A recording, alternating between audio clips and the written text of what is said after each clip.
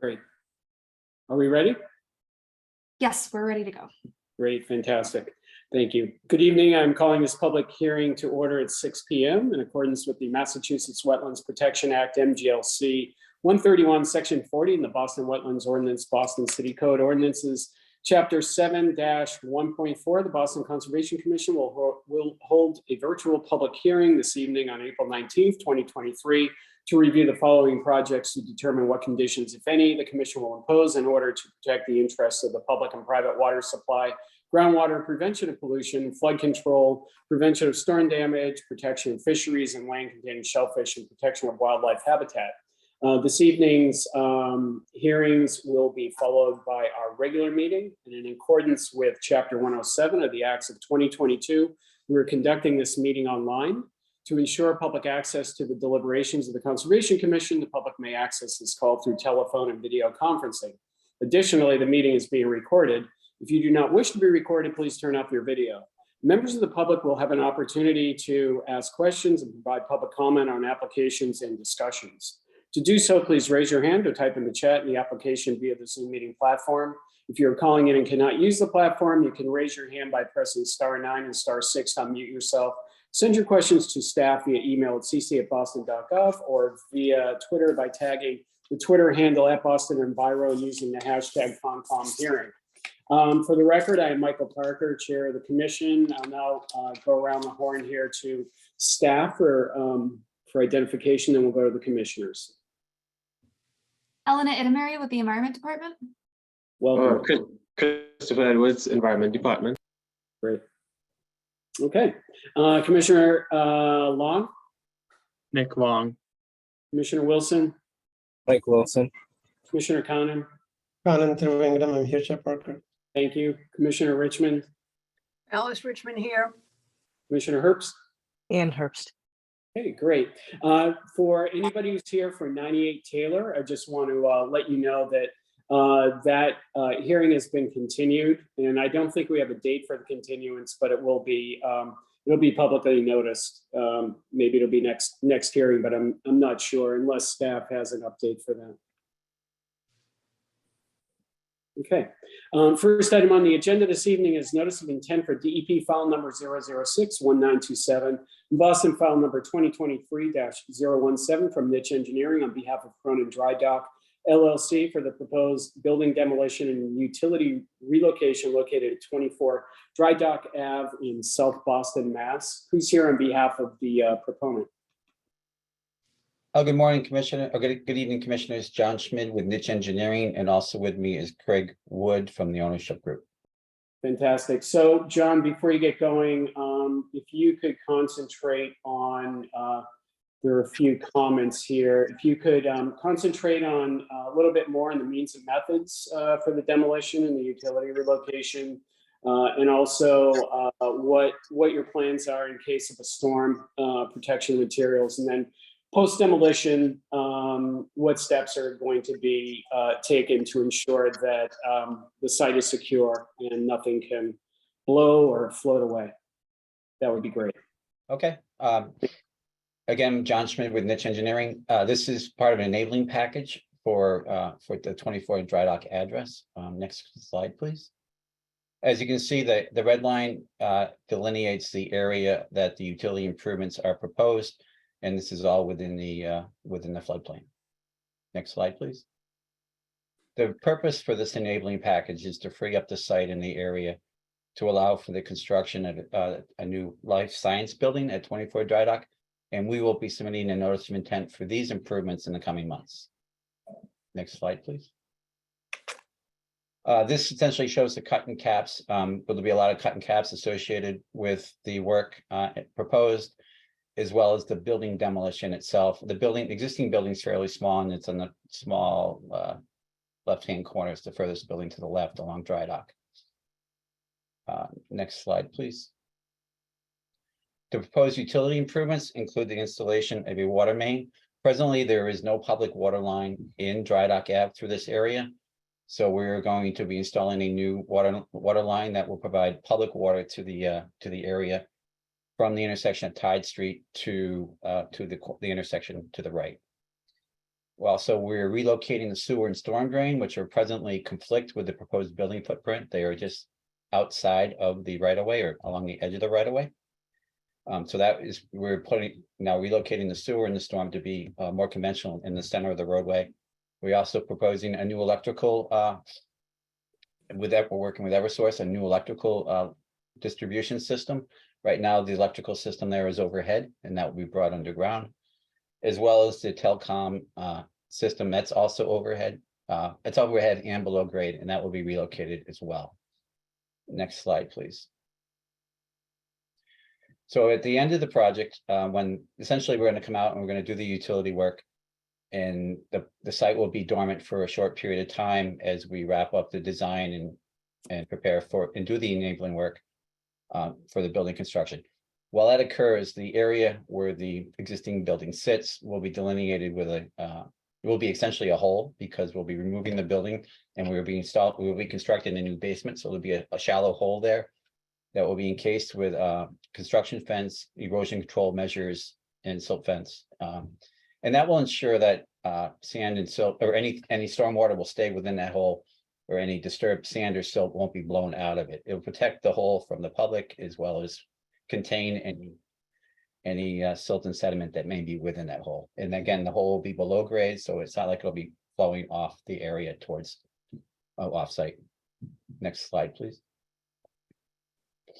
This is a detail of the silk sack, which will be going in all the catch basins within the project area to capture any sediment that may flow offsite, although we don't anticipate any. These were provided to ensure that no contaminants get into the stormwater system. And to the left are the series of notes that are on the construction documents about how we address erosion control. Next slide, please. These are some more erosion control details showing the various methods: silk sack, the fence enclosure, the driveway with the rumble strip to capture any contaminant or silt and sand that may be on the truck tires, that sort of thing. Next slide, please. And John, just, is there a wash down there? yeah, there'll be a wash down as well Okay. as part of that. And construction means and methods, again, this is we have the building demo project, the cut and capping of the utilities for the building. But the brunt of the work is the utility relocation work that falls primarily within Dry Dock Ave. This work will be done in phases and small work zones. EDIC has been very adamant that we must maintain access on Dry Dock Ave at all times. So essentially only one utility can do its work at a time. As we do the work, at the end of the day, the trenches will be steel plated. And then as work is completed, we will patch those trenches. So I would assume that at the end of each day, the trenches will be filled, except for an area, maybe 2 or 3 plates that are still open for the next day's work. And then the streets will be swept daily to mitigate any dust and transfer of sediment from the area. The work within the streets will be prepared by rubber vehicles with rubber tires, so that the streets won't be damaged by tracked vehicles. The material storage will be outside the floodplain. Essentially, as the work happens, it'll be trucked in daily, and then it'll be trucked out, primarily the new equipment. There might be some, there might be overnight storage, place, work, if you bring in, a small load of pipe, maybe set on the sidewalk as it will go, but there will be no significant storage of materials on site. And should there be a storm alert or a fear of a high tide coming, that material will be removed prior to a storm event. And this project also will be, the work will exceed 1 acre at the, primarily this project with the building project will exceed 1 acre in disturbed land. So we will file an NIPD's permit prior to construction that the contractor will follow and document through a daily log of how these erosion control measures are maintained. And it's just a general permit, right? You don't need an individual. Excuse me? It's just a general permit, right? General permit, correct, yeah. I don't believe, for this phase of work, dewatering is not anticipated. When we come back for the building construction, we may have that. I can't speak to that right now. Got it. Okay. So that's essentially the gist of the project. Okay, great. Thank you. As a reminder to members of the public to provide public comment, please raise your hand or type in the chat in the application via the Zoom meeting platform. If you're calling in and cannot use the platform, you can raise your hand by pressing *9 and *6 to unmute yourself.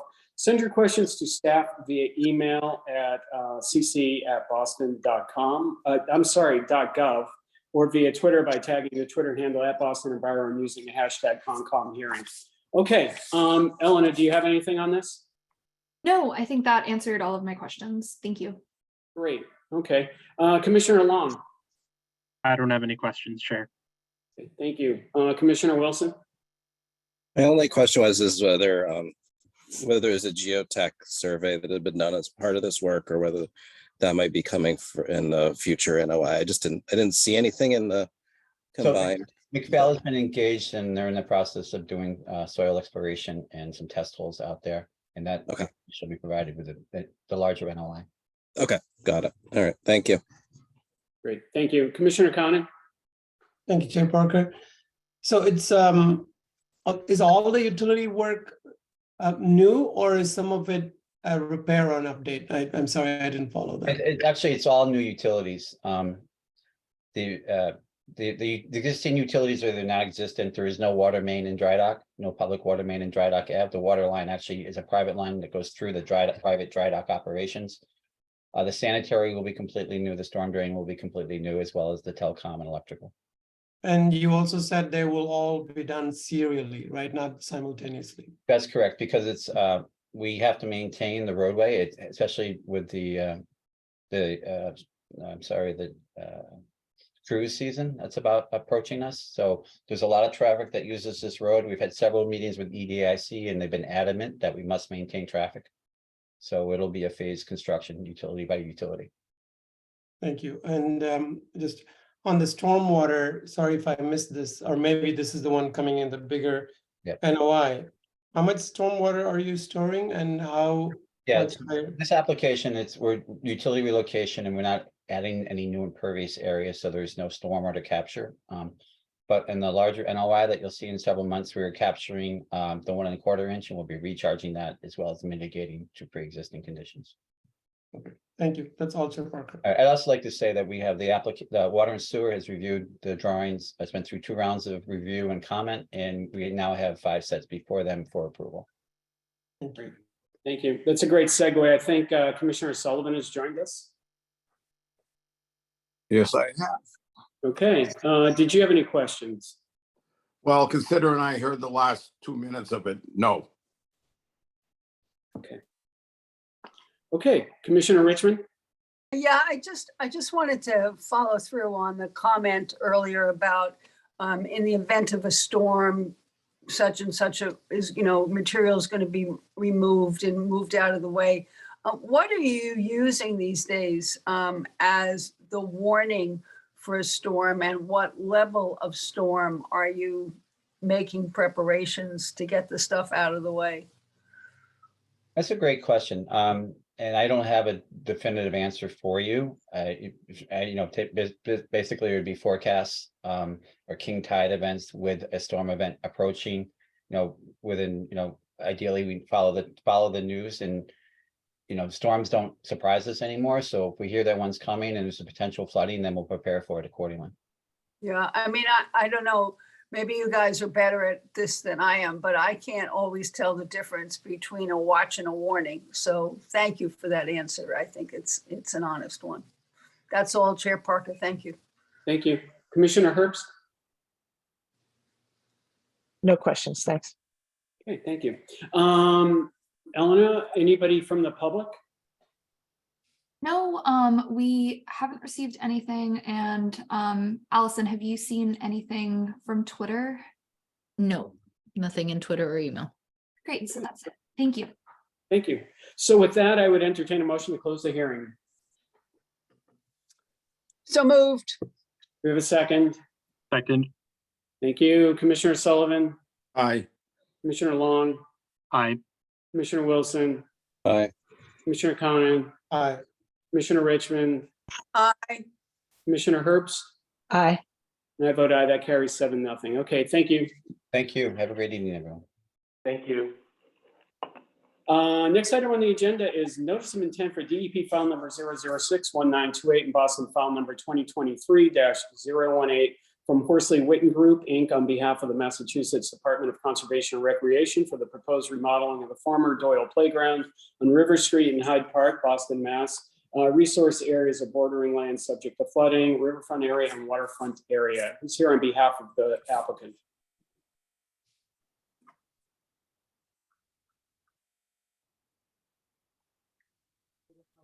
Hi, it's Amy Ball. I'm the senior ecologist with the Horsley Witten Group. We're here with representatives from DCR and offshoots, and I'll let everybody introduce themselves as they begin the presentation. Okay, great.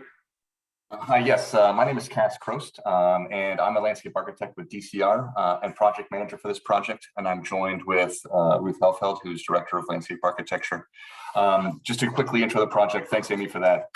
To briefly orient everyone here on this slide, Doyle Park is located along River Street and along the Nebahansett River in Hyde Park. Next slide.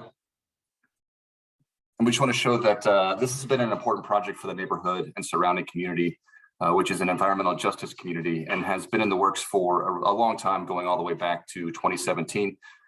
It has had a robust community engagement process up to now, and we're excited to keep the momentum going to improve this facility and provide better access to the Neponset River.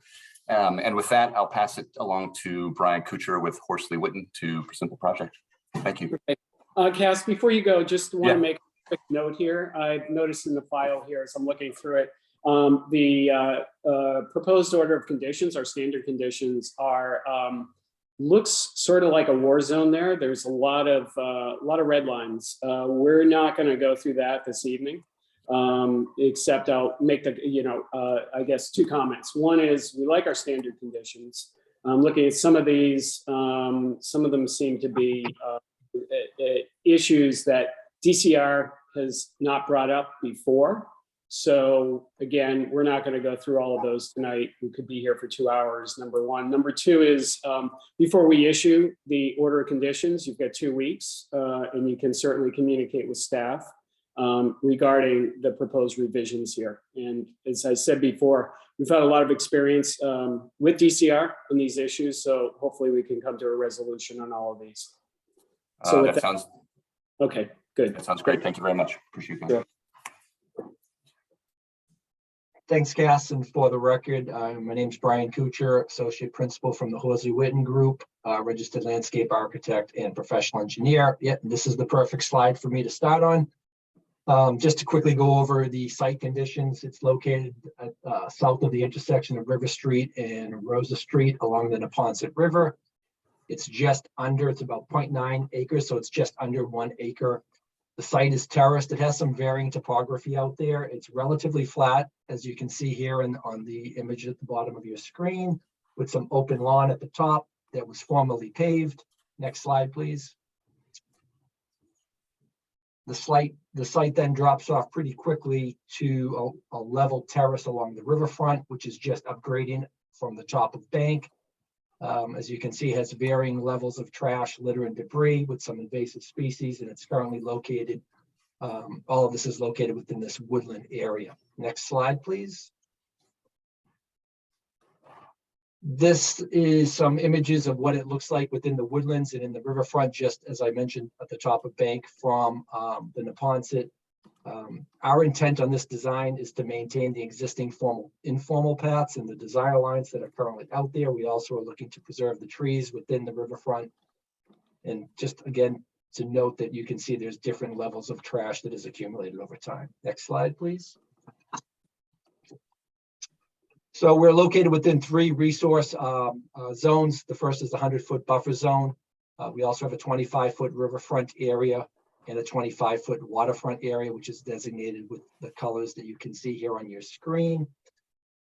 The project provides open space improvements that restore the ecological function of the land. We are trying to reconnect the neighborhood to the water's edge and provide a safer space for the community to gather throughout the year. We also are looking to maximize the ecological and resilience benefits. The design uses an LID approach for stormwater management. We're also removing the trash and debris that was shown in the earlier slides. Non-native plants and invasives will also be addressed. And we're, as part of this within the woodland, we'd be proposing landscape restoration with native species. And in general, the project consists primarily of footpaths. You can see here on the slide in the upper portion, there is a lawn that, and then as you move through the site from northeast to southwest, there's a lower lawn as well. Both of these areas provide flexible open space. And as I mentioned, we're trying to restore the woodland area and we're providing a riverfront overlook. And on the stormwater front, it currently moves through the site from northeast to southwest. That's shown with the arrows here. And the project is designed to maintain that flow path as it currently exists through the use of sheet flow and, as I mentioned, LID to collect, capture, treat, and infiltrate stormwater runoff to the maximum extent practicable. And we're capturing it in a shallow swale that's shown on the left side of the site or the western portion of the site with a depth of 6 to 12 inches. And we're also providing a level spreader, vegetated filter strips, and trying to stabilize some of the eroded soils. Next slide, please. All of these paths are designed to be compliant with the American Disabilities Act. They incorporate accessible benches, picnic tables, and signage as well. Climate resiliency considerations we've included is the creation of an accessible green space for the local community. We are also hoping to increase access to a cooler, more natural environment, which incorporates shade trees and reconnects the residents to the Neponset River. The green space is also intended to mitigate heat impacts in an urban area with the new plantings. And I'm now going to turn it over to Kate Kennan from Offshoots. Yep, Hi, Brian. everyone. Yep, Brian, before you go though, can you point out where that river overlook structure is? Sure, it's if you're looking at the Neponset River at the bottom of the screen, it's located, you see a symbol A5 here. I know you can't see my pointer, and there's a rectangle with a little connection to the path. Yep, okay. And that's in the waterfront, that's in the riverfront area, correct? Correct. That is correct. And that's the only thing you have going in the riverfront area? Is there something else down there? That is the only other thing we have is we're addressing some erosion from River Street Terrace that currently goes unchecked, and trying to stabilize that slope. Okay, thank you. You're welcome. Sorry. No problem. Hi, everyone. This is Kate Kennan from Offshoots. We're the landscape architects on the project. So just in terms of the materials, the paths are predominantly asphalt. We mentioned the overlook as a wood boardwalk.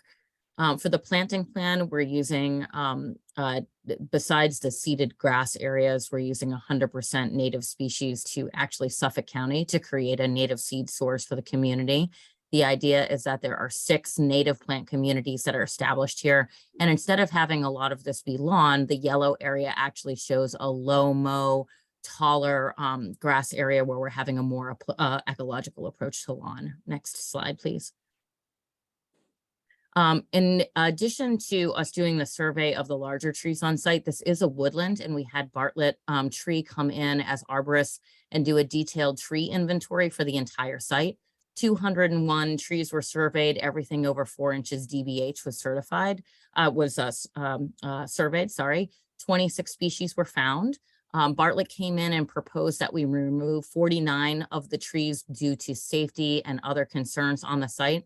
In addition, DCR is proposing that we also remove 42 additional ailanthus. So we take out all of the tree of heaven on site because of it's a host to the spotted lanternfly, which we are starting to think about as a pest moving into the area. So we'd like to clear those out to have some gaps to allow this new native vegetation layer underneath to establish in the woodland bank.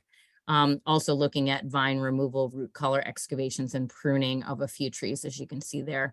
We're also proposing 169 new trees on site, 58 of those being 1 to 1.5 inch caliper, 13 evergreens, and then 98 saplings, mostly within the new water or woodland area. Next slide, please. I'm sorry, could I just ask for something there on your numbers with the trees? If we could go Sure, back. absolutely. In parens there, out of 55 total, 13 were included in the original 49. Yes, sorry. Yep, sorry, that's, I'm glad that you clarified. For the Ailanthus, there are 55 total Ailanthus surveyed on the site. I For see.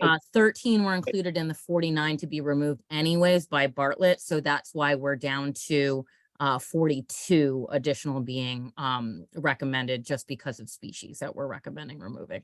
Thank you Okay. for clarifying that. And then on the next slide, we do have a detailed vegetation management plan including invasive species removal, which we would like the ability to use herbicide if possible to control those species during plant establishment while we're trying to get the native vegetation. And we will use, of course, a licensed contractor and only wetland appropriate herbicides and can get this approved with the commission. Next slide. Would you be suggesting spray or would it be dabbing? So the proposal, we suggest that a full detailed invasive removal strategy by the invasive contractor would be provided. So they would come back to us with a range of what would be done. We would suggest using cut and dab whenever possible. There are a few species that respond a little bit better to spray, but we can include those as part of the report that they would submit to us first before they move forward with any work. Okay, I'll let Commissioners Long and Wilson go further on that. Sure. I'll just quickly wrap it up by stating that approximately half of the site is located within the commission's jurisdiction between the buffer zone, the riverfront area, waterfront area, and overlapping bordering land such as the flooding or BLSF. The project has been designed such that there are some temporary and permanent impacts within these areas, largely due to we discussed riverfront a minute ago about the overlook and some temporary grading and clearing for removing the invasive species and for doing a preliminary soil boring, and also the vegetation management and replanting of the woodland area in general will occupy areas within the waterfront area and the riverfront area and buffer zone and bordering land subject to flooding.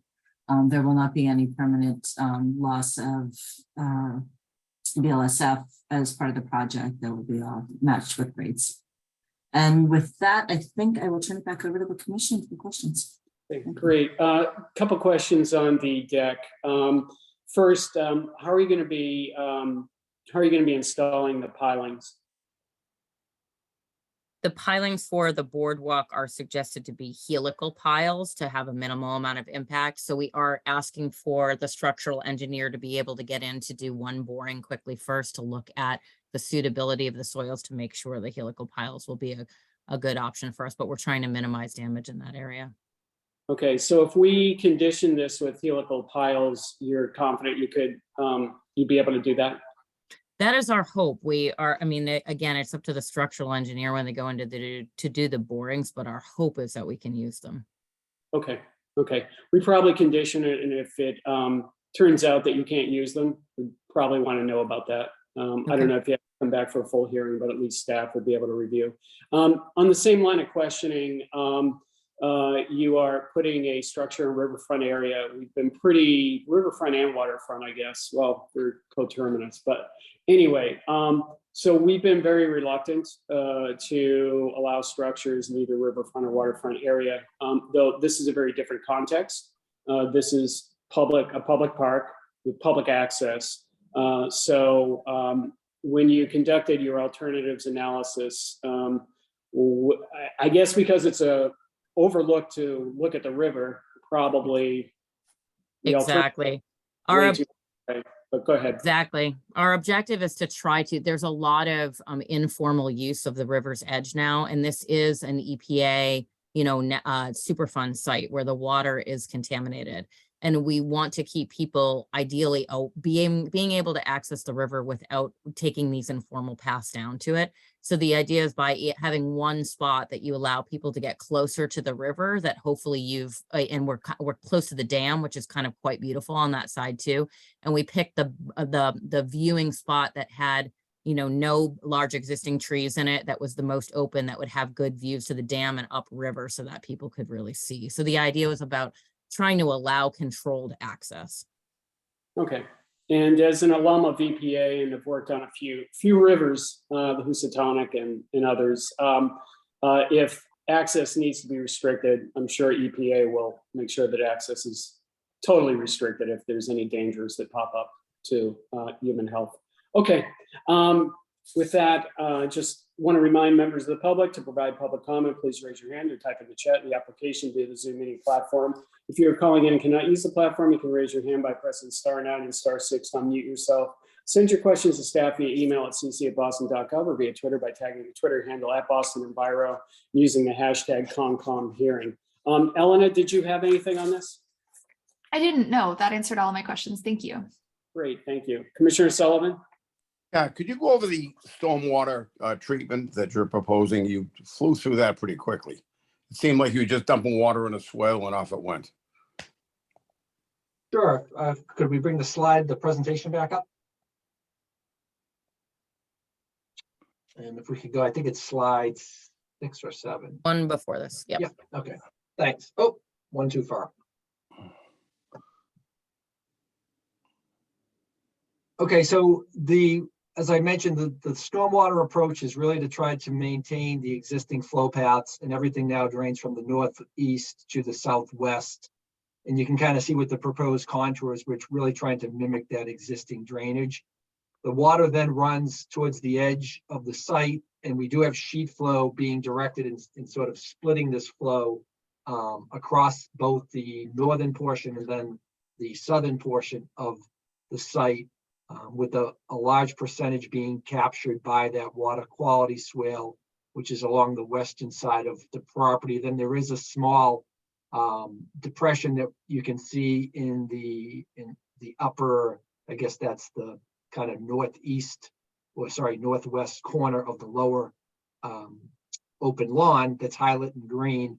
That's a small depression that's designed to hold and retain water, very shallow, as I mentioned, about 6 inches, then overflows through a level spreader, again, trying to maintain that flow path that it currently takes, and then discharging out eventually back into the river. And then we are adding some additional stabilization for the runoff from River Street Terrace that currently just runs down the road unchecked. That's obviously off of our property, but it is something that we would like to address.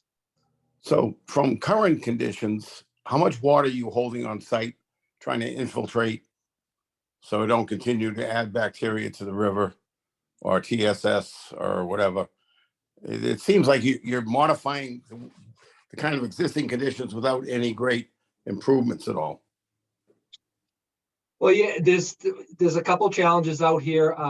One being the urban fill conditions. Some of the test pits that we dug out there, although the site soil, it indicates it's A to B soils, we did encounter some tight soils. So we are trying to maximize the areas that we found the best soils that we could potentially get some level of infiltration. We are relying on vegetated filter strips and trying to work the stormwater through the landscape. We're trying to minimize as much as possible concentrated flow. As I mentioned, the drain line kind of splits from the north half of, if you look at the two, or the upper ellipse and that lower path, the north side is being captured in that swale, and the rest is draining through the site as it currently drains. In as a footpath project, we're trying to meet this to the maximum extent practicable. No, I hear you. And there's a lot of verbs there rather than numbers. I'm used to seeing numbers. Okay, so it's going to rain out. It is rain, and we can handle 1/2 inch or 65% of it or something. I don't see a lot of stormwater improvements. And then we have sheet flow into the river. Is that what I'm hearing? At the end of the day? Yep, a portion of it would be sheet flow working through the site. That's correct. And you have no concerns at all about any erosion or? Not at the current moment. We're trying to disperse the flow, so it's not. We're trying to minimize concentrated flow, and we're providing the level spreader as well to try to dissipate the water as it exits the site. Right. And, you know, with the increased intensity of rainfalls and all, you've taken that into account. That in the future, if it rains out really hard, you guys have making sure this won't have any erosion or anything else.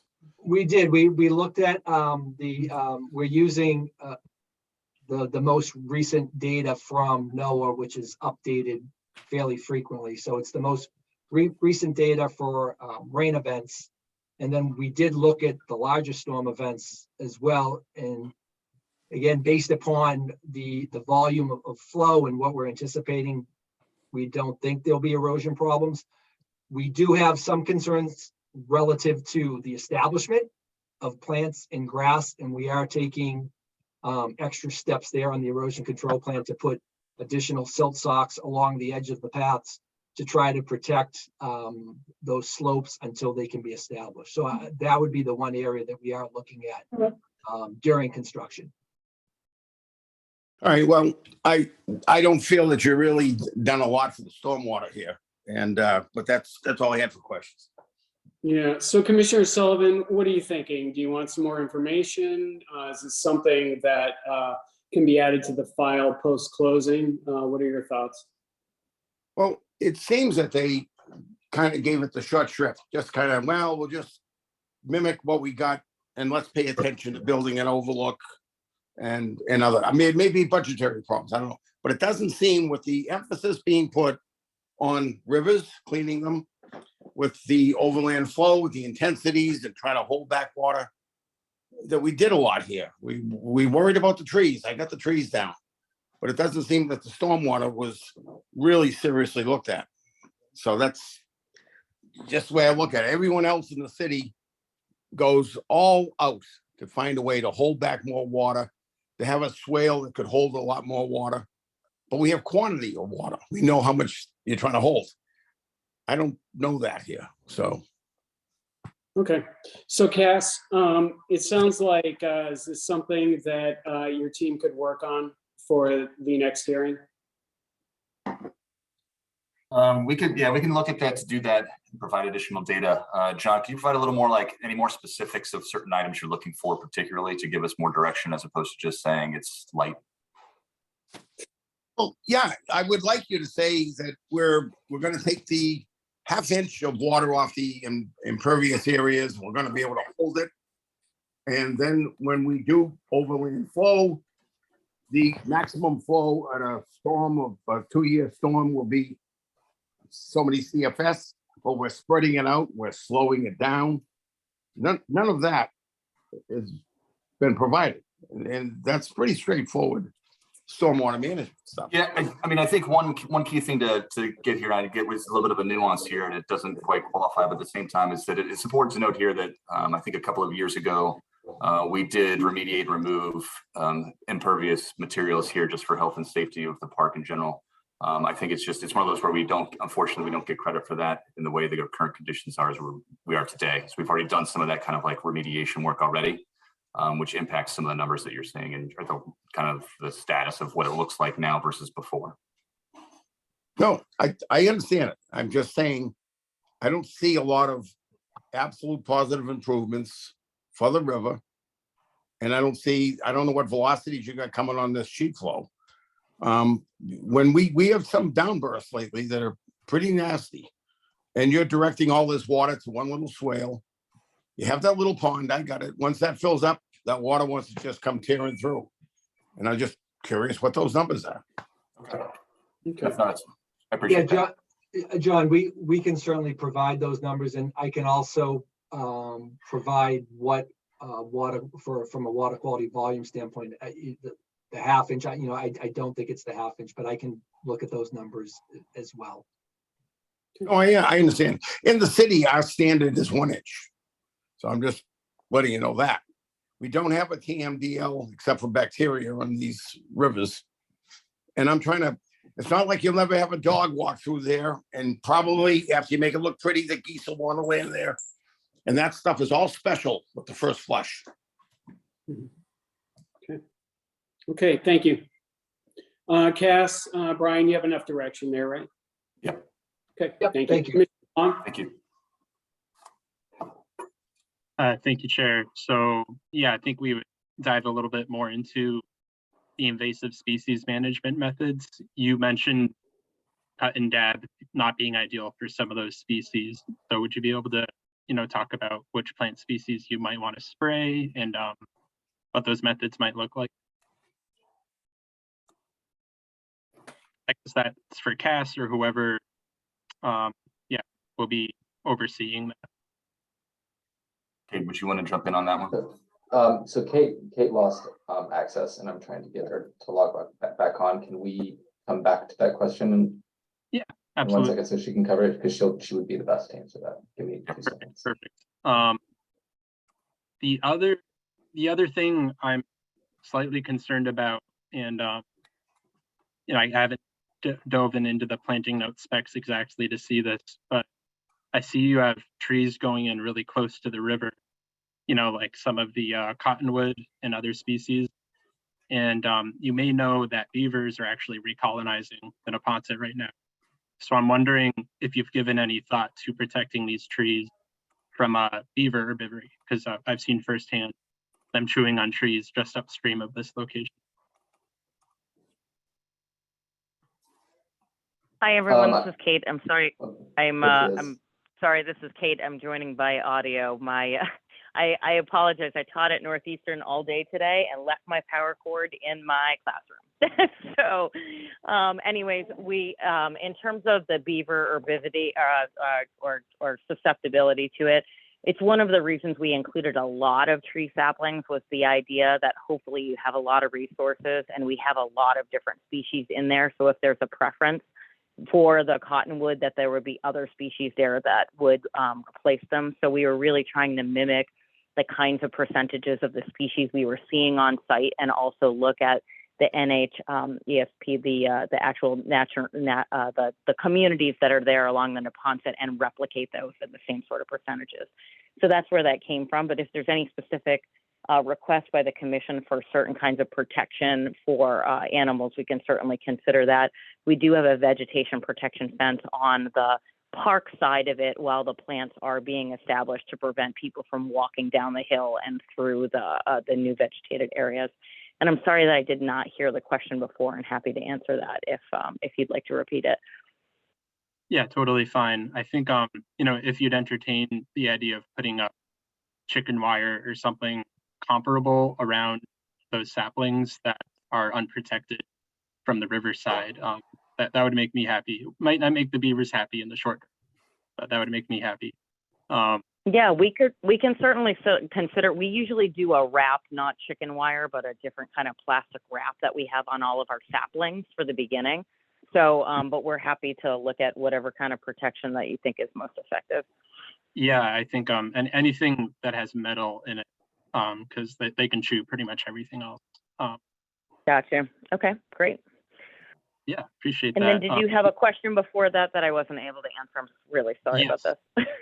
Yeah, and I think I'm probably on your side on this, but hoping to dive into, for the record, what you were hoping to do in the way of invasive species management for species that don't respond as well to the cut and dab treatment. Yep. Yeah, so it's really going to be on a species by species basis, as you know. So we have recommendations in our vegetation management plan of what, between UMass and UConn and the invasive species certificate programs, what they recommend. We've included in our vegetation master plan. But what we'll do on a species by species basis is work with the contractor to develop the best strategy to try to go after those species. So, one of them that is actually not an invasive species I should bring awareness to is there is a lot of poison ivy out there. And because we want to keep that back a bit from the path, and it is a nuisance species, we're going to be wanting to think about that as well. So that's why we'll take it on as a species by species basis, and requiring the contractor to write up their approach prior to the work being done. But we did put our recommendations based on those programs into the vegetation management plan for each of the species we found on site. That sounds great. Yeah, much appreciated. Again, with the vegetation, somebody had mentioned from the Horsley-Witten group, the yellow areas in the landscape plan, and those being a low mow sort of area. And I was wondering if you could give more info on what sort of like the target wildlife are for those areas, for those low mow grass areas with the taller grass, and when the maintenance team would be looking to mow those according to Sure. the target wildlife. Yep, absolutely. So we would try to mow those in the very early spring prior to any bird habitat or anything else being established. So we would try to leave the seed heads up on the grass all the way through the fall and winter so that it actually redistributes the seed and reseeds prior to it being cut. So we like to see that because we like to have the foraging through the winter as well. So we would talk about probably a February, March cut would be the objective there. And then, you know, for what we're looking for habitat, you know, truthfully, it's going to be a lot of human habitat because where it is up by the street, you know, there's going to be a lot of interaction with folks in the community. And as we get closer into the river, it becomes more of that marginal landscape or edge to the woodland where you might start to see, you know, other small mammals and birds in that area. But we're not. That is the one I clarified that, you know, we're 100% native to Suffolk County except for the seeded grasses because of course there's so many of our grassland species that are naturalized in this area. So there are a few naturalized species both in the turf and in that seeded grassland, but we're kind of maximizing the natives. But the idea with the low mow turf is that it does not get higher than 12 inches in its natural when it's allowed to go to seed. A lot for safety too and visibility through the site.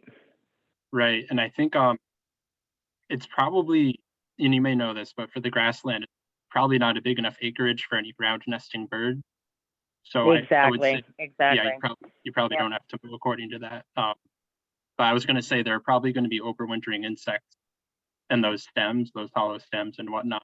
So Agreed. Yep. Yeah, I don't know if that's in line with your mowing plan, but Yep. I guess Yeah, we can think about it a little bit through there because then you have the birds start to move in. But again, if there's a specific recommendation of when you'd like to see the cut, I agreed. I don't think we're going to have hollow pithy stems in there because it's mostly going to be grasses for the bees, as you mentioned.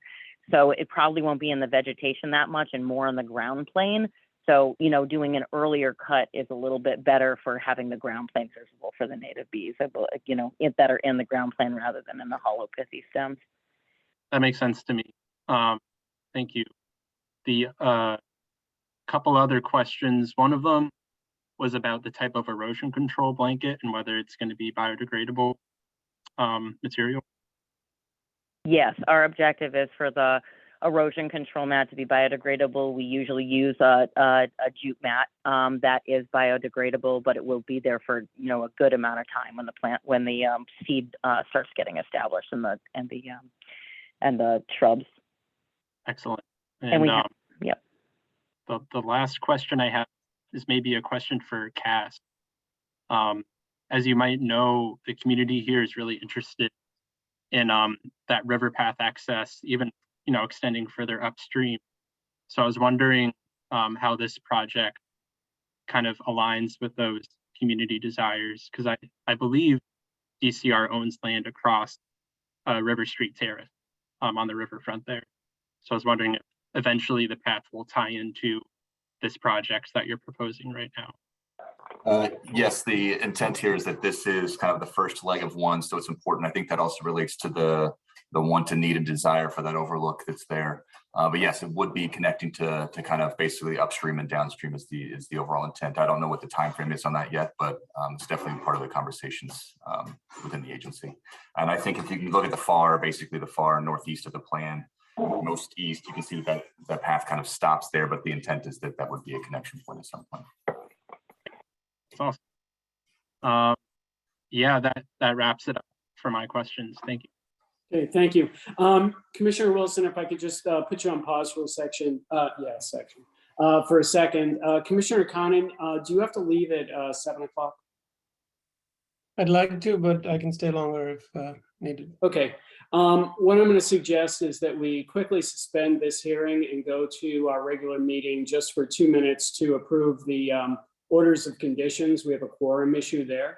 So with the apologies to the applicant, I'm just going to jump ahead real quickly here and we'll be right back. I'm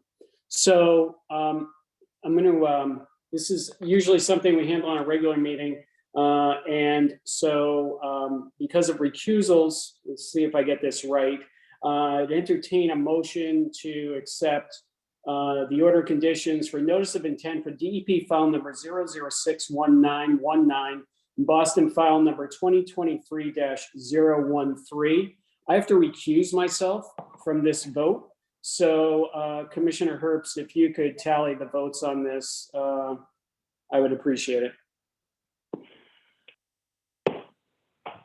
Okay, do we have a motion to adopt this order of conditions? So moved. And a second? Okay. Commissioner Sullivan, Aye. Commissioner Long? Aye. Commissioner Conan, Aye. Commissioner Richmond? I don't think I was here for that meeting. Correct. The issue is I don't think you've had time to review the meeting minutes. If you had time to review the minutes and familiarize yourself, it would be fine to vote, but that's sort of the box we're in. So. Okay. Okay, yeah, I mean, I think I need to recuse myself. That's fine. I vote aye, and so it passes 4-0. Great. I Thank can you. vote aye as well. Sorry. I'm sorry, did I miss you? I did miss you. That's all good. Apologies. Okay, great. Okay, next one is notice of intent for DEP file number 0061929 and Boston file number 2023-019. Commissioner Long had to recuse himself from this, so I'll call do I have a motion to accept that, issue that order of conditions? So moved. Thank you. Do we have a second? Second. Great, thank you. Commissioner Sullivan? Aye. Okay, and just for ease of vote here, I'm just gonna call on the commissioners who were present at the last meeting. Because Commissioner Wilson, you didn't have a chance to review the minutes of the meeting to familiarize yourself with this hearing. So probably better just to pass on this. So Commissioner Sullivan is an aye. Commissioner Conan? Aye. Commissioner Herbst? Aye. And I vote aye. Okay, next orders of conditions we can do en masse. Notice of intent for DEP file number 0061932, DEP file number 0061931, and Boston file number 2023-014. DEP file number 0061936 and Boston file number 2023-021. And finally, DEP file number 0061926 and Boston file number 2023-006. Do I have a motion to issue those orders? So moved. Thank you. Do I have a second? Second. Thank you. Commissioner Sullivan? Aye. Commissioner Long? Aye. Commissioner Conan? Aye. Commissioner Herbst? Aye. And I vote aye. That carries 5-0. Oh, okay, thank you. We will now go back to the hearing that we were on before we took our little detour there. Commissioner Wilson, what do you have for the applicant here? I think both Commissioners Sullivan and Long covered almost everything. The only two things that I had another question about was in terms of like how the planting was going to be done, what type weather equipment would be needed, given the size of stuff, or whether it was largely being done by hand. Yes, this is Kate again. The objective is actually most of it is all small material down by the river, and we did that very specifically to be able to minimize impact and plant among the existing trees without a lot of big holes or wholesale plant soil movement. So the objective is to keep it minimal and plant mostly by hand. Of course, when they do the path work and the boardwalk work, there will be some equipment down there for putting in the new path and those improvements. Okay, yeah, that makes sense. And then in terms of the sort of restoration sized planting, I guess that's what you're referring to, is sort of backfilling along the gaps there. Is that subject, like if the material is coming from offsite from a nursery, is that subject to like typical plant warranties, of just thinking in terms of them needing to outcompete the invasives we took away or being able to establish if, it's not a great growing season or something. Yeah, exactly. It would be the typical plant warranties that DCR would have on any park project with their contractors. So typically a year. Okay, thank you. And then the last bit is just to sort of reiterate Commissioner Sullivan's comment. I was noticing with the path, it's that, there's some potential for sort of sheeting as it goes down the slope and aiming towards the river. And, I was wondering if, it's as terms of like alternatives that might be available. I know that the path along Jamaica Pond has recently undergone renovation, has kind of some of the similar, sheeting into a nearby body of water, high erosion risk. Whether there might be some techniques or something like that could be borrowed in order to sort of firm up that edge and hold back the water, was sort of where I was looking, if that's a useful place to then go start trying to understand the stormwater impacts a bit more. No, that's helpful. Thank you. Yeah, we'll go look into that and make sure that we're putting that best foot forward for them. Yeah, that's a good comment. We worked on that project as well. So that's a good precedent. Thanks. Okay, fantastic. Okay, thank you guys. Appreciate it. Thank you. Commissioner Conan? Thank you, Chair Parker. So any idea where that trash came from? I don't know. I think there's some stuff that's been back there for a while. Is it accumulating? The reason I ask is this an opportunity to make sure that there is no access so that the new trash doesn't show up?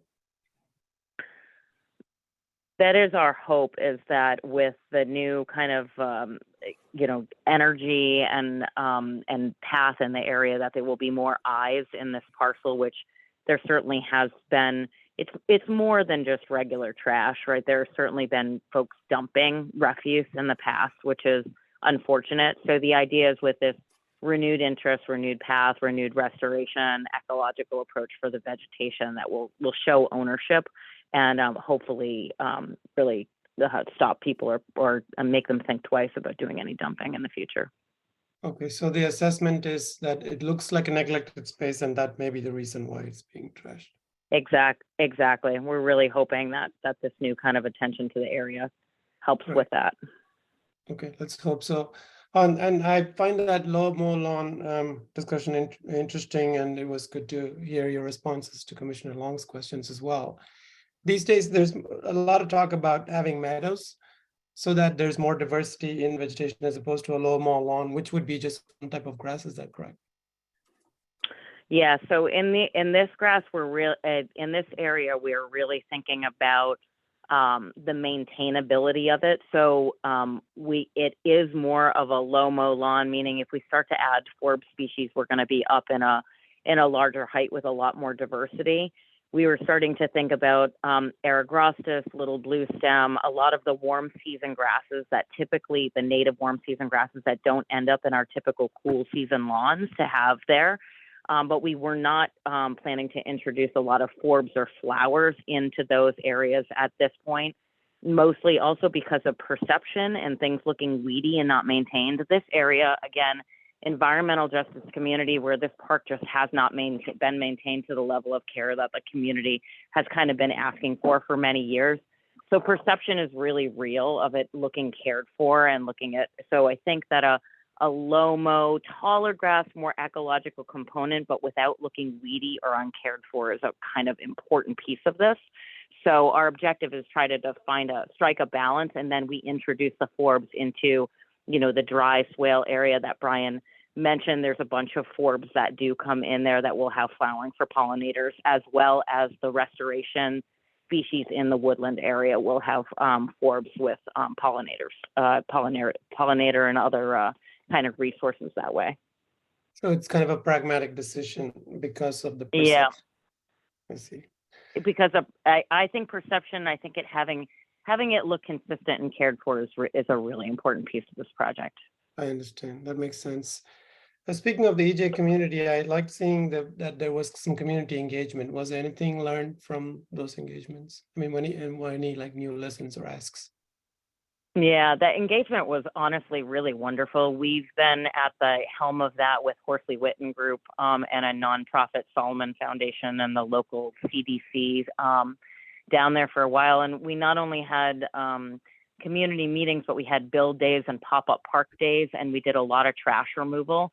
So there's just a lot of, right now the river is invisible from River Street. And there was just a lot of community engagement around wanting to actually be able to get down the river, to be able to see it and realize you were on a river, because we've turned our back to the river for so much. And the other big portion of it is trash and safety. You know, we're also, of course, big concerns.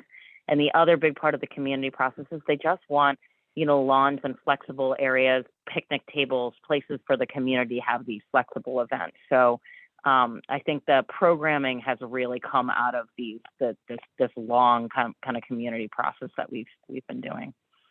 Great, thank you. Is the pruning just to ensure health of the trees, or is it more because they're growing out of control? Why is that? No, not growing out of control. Definitely the pruning from Bartlett. There's two things. There is mostly about canopy improvement for safety for the trees that were remaining that have some dead limbs in them. And then we also are specifying a couple view corridors to be limbed up so that you can see the river from some of the upper terrace a little bit as well. So it's not a significant amount there, but there are those a certain amount of trees specified to be pruned. A couple of last quick questions here. So I heard that the water is contaminated. You know, that's certainly concerning. And the soil is contaminated as well, I assume, because you called it a Superfund site. And this project, is there anything that is being done that is of concern in terms of exposing any of the contamination, or are you doing anything deliberately to make sure that the soil contamination doesn't leak into the river? I will let Brian answer this, although just to clarify, it's the river itself that is the Superfund site, not this site per se. So it's the river itself, not our particular site. And Brian, I don't know if you have, or DCR, if folks have any other thing to add there. Yeah, I would say ostensibly it's the sediment is the issue here, but Brian, if you have any other information. No, Mike, that's right. And just to clarify, the soil on the site, there's nothing to lead us to believe that we have a contamination issue with the actual soil in the park itself, but it's the sediment within the river that has been accumulated up against the dam, because there's the dam right downriver from our site, and that's the area of concern. So, and it's access or exposure to either the sediment or the water is the concern. But if you're actually in the park itself, there's no concerns. So that's why part of the purpose here is to allow people to view the river, but not to touch the water. Right? That is correct. You got it. Okay, great. And last question. I heard Commissioner Sullivan's question about the water sheet going towards the river. Is there any way that you plan to continue to monitor the landscape so that even if it currently isn't turning into a fast water in a narrow space kind of situation, in which case erosion will happen, and then eventually, because of landscape changes due to storms and whatnot, it could lead to that situation where it is not a slow moving sheet of water anymore, it's instead a narrow stream of water taking sediment with it? Yeah, I think that's a good question. I'll let Kate answer on the landscape side, but as I mentioned earlier, our intent is to try to break up any occurrences of concentrated flow to the best of our ability. That's really the approach, and per Commissioner Sullivan's comments, we'll definitely take a look at this once again. But yeah, I think it's a good comment, and it is something that we have discussed as a team, going through our alternatives analysis and looking at all the different options. So it's something definitely to take into consideration. I understand that, In Brian. terms I of think the you're vet- talking Go ahead. the initial setup, but my question is more about once it's all set up and it's working well now, but how will you make sure that it doesn't change in the future? Well, I think our vegetation. oh, Go ahead, Brian. Yeah, I was just going to say, I was going to pass it over to you, Kate. I think that's when it transitions into the vegetation management plan, and they will have to be monitoring and making sure they address any signs of erosion early on to avoid what you just described. And we also addressed some of that as it relates to stormwater management in our O&M plan. So those two plans are going to have to be well coordinated.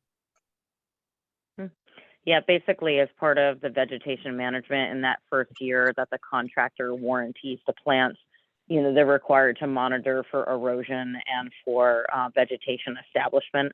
And since we are not only providing, you know, in the swale, we have plugged plants, we also have a certain number of saplings and shrub species that are past where the level spreader is to help disperse the flows. The idea is that the seeded areas would then need to become established quickly to really help with the flows, and that would, you know, all be monitored as part of that plant establishment period.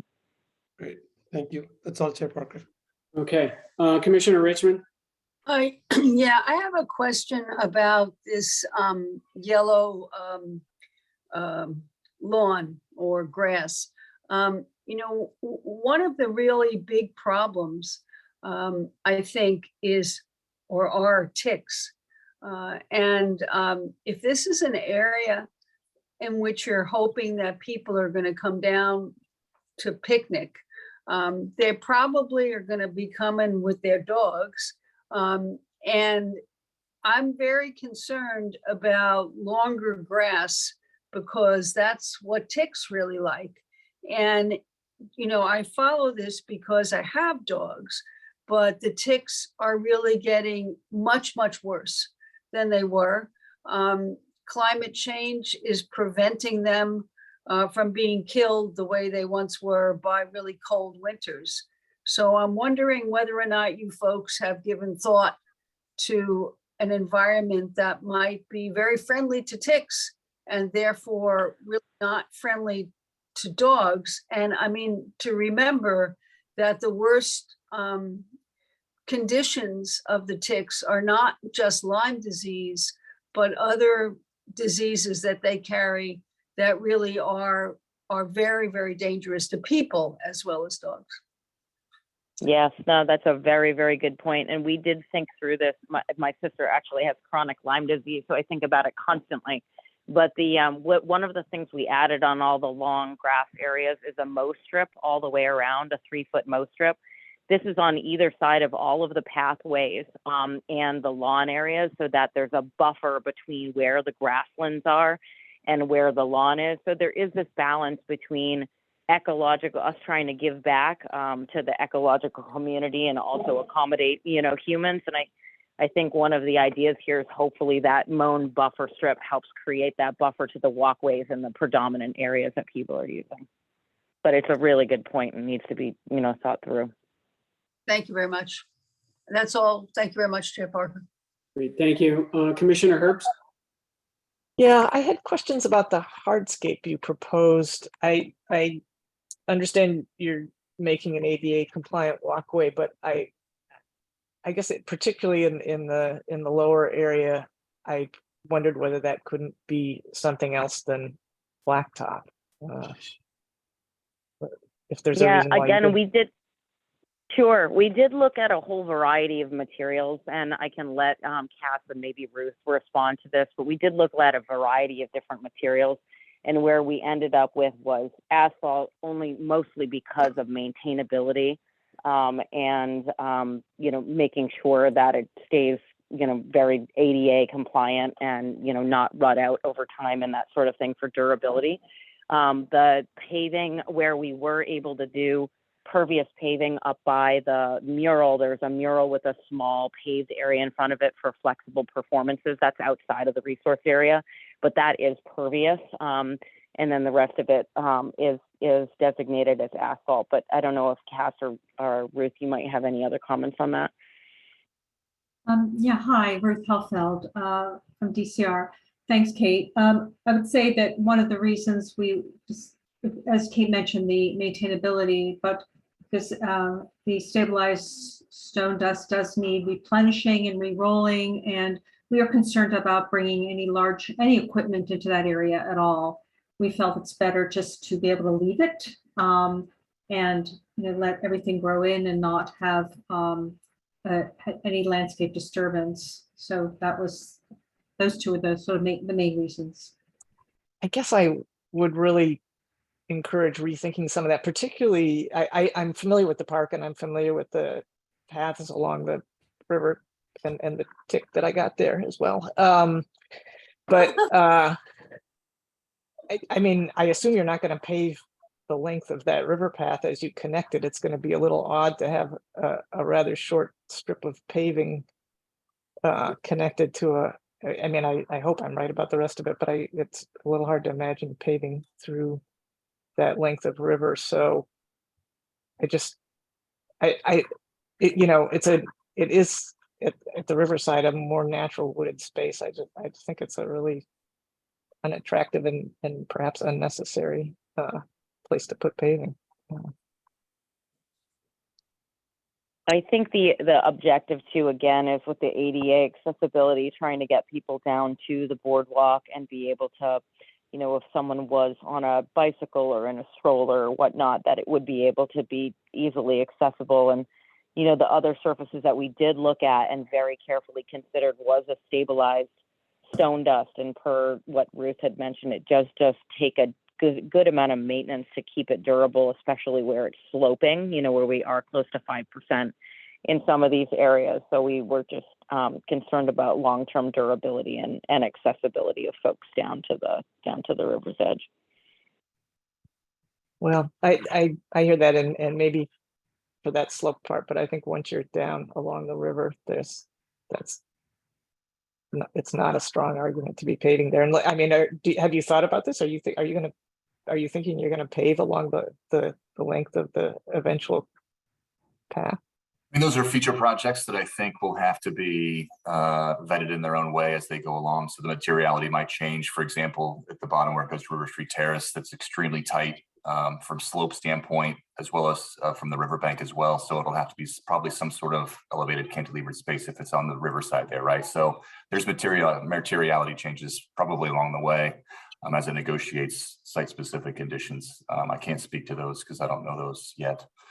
But yeah, we did investigate the materiality a lot, and I think that's one thing we discussed and wasn't without thought or insight in terms of what we wanted to have there. And it really is, to Ruth's point, really maximizing universal accessibility for the long term as well, given the ability and kind of trying to keep this basically machinery and landscape equipment out of there as much as possible. Right. And the other question I had was just about the riverfront platform. Will that be elevated enough that vegetation will maintain underneath? Likely it is elevated and it is a bit above grade, but they likely, because of the lack of sun, once you put the boardwalk in, I don't expect much to want to grow underneath there. So typically we do detail that as a gravel surface so that it's cleaner. Plants certainly could move in under it if they found a growing condition that they were happy, but we usually find that nothing really wants to grow underneath one of those under the boardwalk. Okay, well, yeah, so interested in thinking about erosion if you don't have that. So. Yes, exactly. Which is why we have a gravel kind of crushed stone detail that would go underneath there to prevent any erosion or sediment from getting picked up. Okay, and helpful to hear that the pavers will be out of the resource area. So I'll spare you my comments about whether that's going to get maintained and having yeah. real function. But that's it. Thank you. Okay, great. Thank you. Okay, Elena, anybody from the public? No, I don't see any hands raised or comments in the chat. We also didn't receive anything via email, and I haven't seen anything on Twitter. Great. Okay, thank you. Okay, so this is obviously headed to a continuing. Chair Parker, I'm so sorry. Alana Feaster has their hand raised. Okay. Sorry, I hope I'm not going out of turn. I just put in the chat. I wanted to find out how I can obtain a copy of the order of conditions. Is that something that I can request by email? That was approved tonight. For what? For the 550 Morton Street. Yes, yes, absolutely. I'm not sure if it's posted online. It may be, but we can certainly get you a copy of that. Yeah, Thank you. if you'd like to reach out to CC at boston.gov, we'll be able to respond to that then. Perfect. Thank you so much. Thank you. Okay. Okay, so this is obviously headed for a continuance. A few things that I took note here in the conditions that we formulate for this project. There'll be beaver protection measures, condition regarding the helical piles. If you're not able to use those, you'd present the plan back to staff for approval. Vegetation management plan would have to be approved by staff prior to construction. And you're going back and revisiting some of the stormwater issues that Commissioner Sullivan brought up. So anything else as far as homework that you guys heard that I didn't cover? That's what I have. Okay. Can they rethink the tall grass and the ticks? Yeah. Okay. Okay. So with that, I would entertain a motion to continue the hearing. So moved. We have a second. Second. Okay, Commissioner Sullivan, Aye. Commissioner Long, Aye. Commissioner Wilson, Sorry. Aye. Commissioner Conan. And Chair Parker, I'm sorry, I have to leave after this. Okay, thank you. Commissioner Richmond, Aye. Commissioner Herbst, Aye. and I vote aye. Okay, that carries 7-0. Okay, thank you. Thank you, commissioners. Appreciate it. Thanks, everyone. Thank you. Good night. Next item on the agenda is notice of intent for DEP file number 0061933 and Boston file number 2023-025 from Childs Engineering on behalf of the BPDA for the proposed repair of the foundation of the walkway and rehabilitating the seawall located at Sergeant's Wharf, North End, Boston. Resource areas are coastal bank, rocky intertidal shore, land subject to coastal storm flowage, waterfront area, 100-foot buffer zones to both coastal bank and rocky intertidal shore. Who's here on behalf of the proponent? Thank you, Mr. Chair and members of the commission. My name is Jason Tobin. I am a senior project engineer with Boston Planning and Development Agency Capital Construction Group, appearing for William Epperson. The matter before you is at Sergeant's Wharf, where there is a dock and gangway for a water taxi operated by Pilot House. Adjacent to that is, as you can see in the picture, a seawall that was disturbed by a late winter storm, with some damage to the seawall with blocks that have fallen.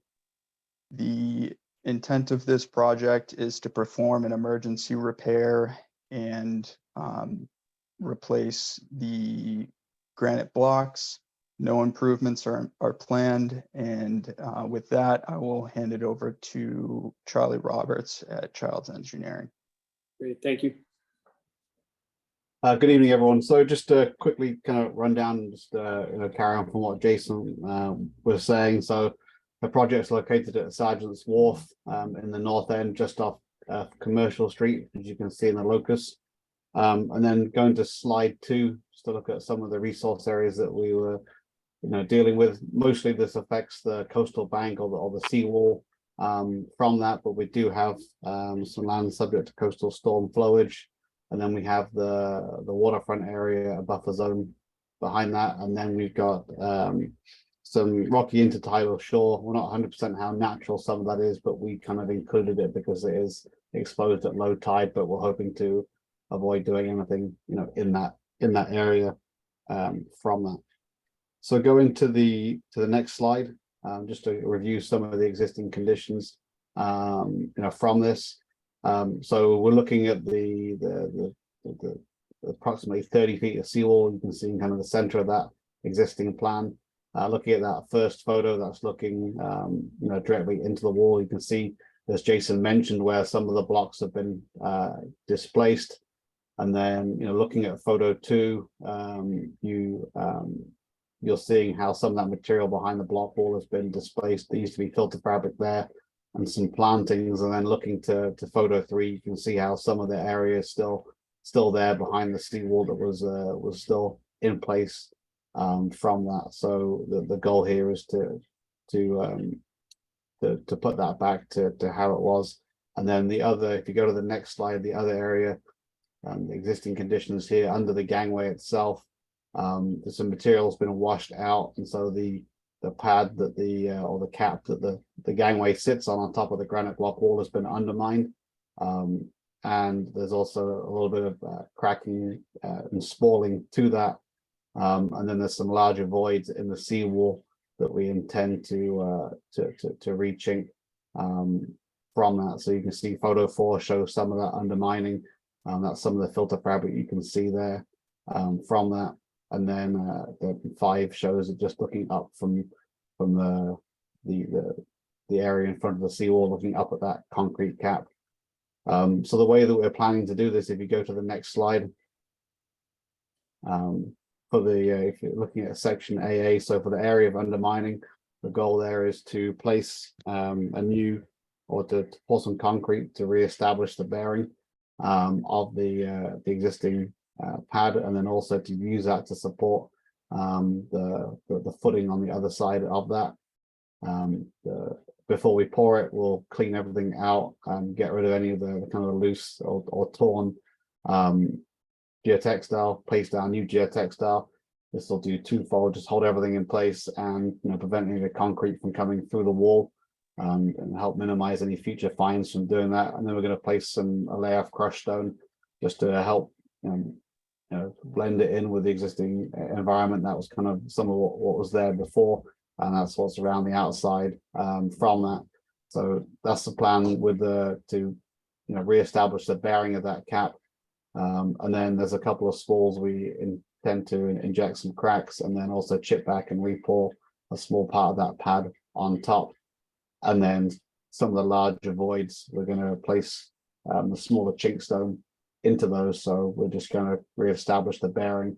We don't think there's a huge issue there right now, but we want to try and get on top of it whilst we can on some of the larger stones. So by putting in smaller stones there to help reestablish that load path from the seawall. And then looking at section BB in the area of the seawall, we believe that some of the reason that this the seawall was able to collapse was because of some of the rotation of the wall. So to avoid a larger and deeper and more impactful project, the goal here is to provide a grout leveling pad anchored into the bottom blocks that appear to be stable, to bring that back, and so then we can place existing blocks more securely on top of that, and then re-establish the vegetation behind that. We'll put a layer of crushed stone with a geotextile down, and then a new planting medium, and then plant back the same way as it was before, and with the hope there that we'll clean the wall and everything else. And once the plants get established, that will provide better or a little bit more protection than that was there before, but at least put it back to where it was beforehand, so we're not worrying about any further compromise either to the wall or to the harbor walk behind that. So that was just a rundown of what we plan to do. Okay, great. Thank you, Charlie. Elena, did you have anything on this? No, I think that those covered the questions that I had. Great, thank you. As a reminder to members of the public, to provide public comment, please raise your hand or type in the chat in the application via the Zoom meeting platform. If you're calling in use the platform, you can raise your hand by pressing *9 and *6 to unmute yourself. Send your questions to staff via email at cc@boston.gov or via Twitter by tagging the Twitter handle @BostonEnviro and using the hashtag ConComHearing. Commissioner Sullivan, what do you have? And one of the photos showed a fairly good size area between the big stones missing, and you said you're going to re-chink that area. Are you sure there's not a void behind that further in? Have you looked in there? Like a lot of the granite block walls, my sense is that's probably why the undermining is there, because of some of that from that, and that's why they're putting in the kind of the pad to take those areas up, and then the filter fabric to stop that from happening again. And also hopefully the chinking helps, other than the small fines, some of the larger material from that, from coming out again. But my assumption would be that, the undermining of that area has probably been from material that's been washed through the wall in the same way we see in a lot of the seawalls, in this area and around the city. I guess my concern was if there was a cubic yard of soil missing and the upper part hasn't yet collapsed into that void, will you do all this work and then have that collapse occur and then your surface goes down again? There's always a potential for that. We've seen that void appear from that. That's what why we need to replace the concrete to reestablish the bearing, because that has settled down from that. But unfortunately, barring ripping up all the decking and area behind that and putting in filter fabric down to mean low water with crushed stone, there's always going to be a slight chance of more material washing out and having more undermining. We're hoping this has a bit more stability and allows for, even if there is a little bit more material washed out, to maintain the stability. But we think that that this is potentially the least impactful method to do that. All right. I have no more questions. Okay, thank you. Commissioner Long? Thank you, Chair. What is the planting medium that you all will be using for that planting area? I believe it's American beach grass. And that would be the goal, to put that back, unless there's any other suggestions. And what is the material you're planting into that has that 12-inch depth shown on section BB? It's soil rather than sand or anything else from that, just a soil similar to what's there. Excellent. Does that answer your question with that? Yeah, no, that all sounds good. I think, we just like to know, exactly what species are, going in, or what's already there. So, that's helpful. That's all my questions. Great, thank you. Commissioner Wilson? Sorry, unmute problems. I don't have any other further questions. Thank you. Thank you. Commissioner Richmond? Yeah, I don't have any questions. I just want to thank them for coming to us when they're in an emergency situation. Thank you. Thank you. Commissioner Herbst? No questions, thanks. Okay. Elena, anybody from the public raise their hand? No, I'm not seeing anything on Twitter, nothing in our email inbox, and I don't see any hands raised. Great, thank you. Okay, with that, entertain a motion to close the hearing. So moved. Moved. Second. Thank you. Commissioner Sullivan? Aye. Commissioner Long? Aye. Commissioner Wilson? Aye. Commissioner Richmond? Aye. Commissioner Herbst? Aye. And I vote aye. So that carries 6-0. Okay, thank you. Okay, next item on the agenda is notice of intent for unassigned DEP and Boston file number from the Emerald Tutu for the installation of a floating garden frame and various floating garden prototypes for growing units within the water sheet located east-southeast of Pierce Park, Marginal Street, East Boston, Mass. Resource areas are land under ocean and coastal beaches. Who's here on behalf of the applicant? Hello, Gabriel Sierra, project lead for the Emerald Tutu. Okay, anyone else? We also have Brad Washburn from Massport, the owner of the property. Yes, Chair Parker, members of the commission, Brad Washburn, here on behalf of Massport. Fantastic. Okay, Gabriel, I think you've been in front of us before. I don't think we have a lot of issues with the garden frame or the what's in the garden frame. But if you could focus on the stability of the structure that you're attaching to, I think that could expedite this. Sure. So the project that you can see here, so I mean, this plan outlines the parcel and then the 40-foot by 20-foot floating frame with 4 corner attached mushroom anchors with regular mooring lines. So those are attaching to land under ocean And as you can see in a later slide, we're outside of buffer zones from the coastal beaches that you referred to before. And so we're in deep enough water there. So it's 4 mushroom anchors, and we decided on all four corners to prevent it from rotating and any unnecessary kind of movement of those attachment points, and for extra redundancy.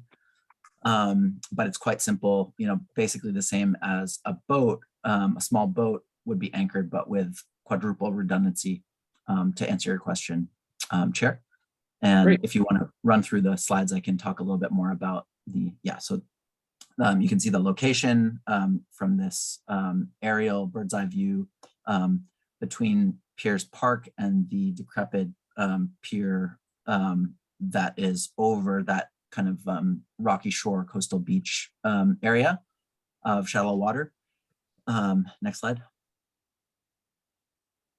This is the plan of the floating frame with just possible layout and scale for the various garden prototypes that are going to be inside it. You can see the typical one attached with polypropylene 3-strand 3/8 line to the frame itself. And then just a depiction of the mushroom moorings and their general kind of 4-corner locations. Next slide. This slide I put in just to talk about our process for installation. The frame itself is very light. It's it itself weighs 100 or 120 pounds or so, except for the anchors. So we don't need any staging on the shore or anything like that. We'll actually be assembling it in place, and we don't need any machinery or anything like that. We should be able to do it in one day. Next slide. Yeah, so this is the resource area plan. You can see the tidal flats, that the shallow water under that decrepit pier there, and the rocky intertidal shore, and the buffer line drawn in white. And so we're in the area kind of hemmed in there, which is also great because there's deeper water there, so we don't anticipate the frame ever touching any of the any ground at all, so that it's deep enough even at lowest tide. Next slide. Yeah, so and this is just a summary of our resource areas in the vicinity. And as I said, we're not in the buffer zone for any of them. We are, of course, on the resource zone of the land under ocean. There's really not much in the way of anything growing or living there. It's mostly just rocky shore there under the water. So the mushroom anchors should be totally fine and with minimal impacts to any wildlife or habitat. Great. Okay, thank you. Just want to remind members of the public to provide public comment. Please raise your hand or type in the chat in the application via the Zoom meeting platform. If you're calling in and cannot use the platform, you can raise your hand by pressing. To unmute yourself, send your questions to staff via email at cc@boston.gov or via Twitter by tagging the Twitter handle @BostonEnviro and using the hashtag ComComHearing. Elena, do you have anything on this? No, that answered all my questions. Thank you. Great, thank you. Commissioner Sullivan? What is the lightweight frame made of? Sure. As you can see in the drawing submitted and in the slide, it's HDPE pipe. And how long does this experiment stay here? So we've got, as submitted in our package, Harbor Master 10A permission. So we have our letter from the Harbor Master, Sergeant Bailey, which calls out April 2023 to November 2025. And we are pursuing experiments that would be longer than that, but if we do that, we'll have to come back for a renewal of the 10A. That's all I have for questions. Okay, thank you. Commissioner Long? Hi there. So I'm the rep from the Parks Department, a new one this time around. So yeah, this seems really interesting. And just anecdotally, I actually worked on a floating wetland island in a previous job. So what happened with our floating wetland, which was also made of HTP, is it got covered in fouling organisms, mollusks, barnacles, tunicates. So are you worried about the increased weight from all those fouling organisms and the capacity of your device to keep floating? Thanks for the great question. Yeah, so we definitely will see fouling here, and we plan on cleaning it, actually. The floating frame itself is separate from any of the floating units. So the required buoyancy is actually very, very low. So we're not worried about the floating frame itself sinking low in the water. Then the units, the prototypes themselves have their own buoyancy. But I would love to follow up with you and share knowledge about that in the future. Yeah, I think I didn't see anything about that maintenance in your application unless I missed it. But I know, that would probably involve some scraping of shells and living organisms into the water column.